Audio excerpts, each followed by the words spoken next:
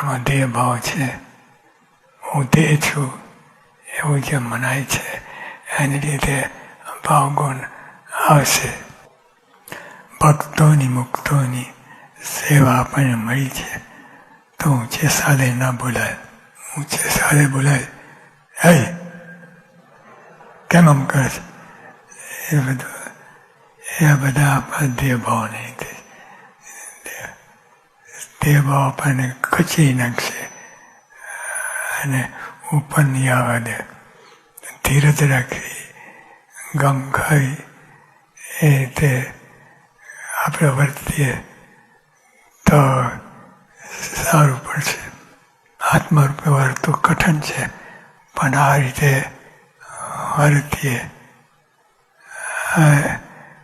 સામાન્ય ગ્રસ્ત હોય વ્યવસ્થિત તો આવું ના બોલાય, આવું ન કરે. દેહ ભાવ આડો આવે ત્યારે ભાન નથી રહેતું, પારો ચડી જાય અને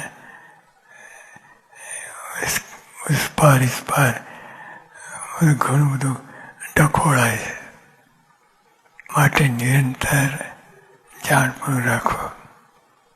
આ દેહભાવ આત્મભાવ મુશ્કેલ છે, પણ એના વિકલ્પમાં આ બધું નાની નાની સમજણ ગોઠવેલી છે તે પ્રમાણે પાર પડ્યું અને સત્સંગમાં સ્થિર રહેવાય.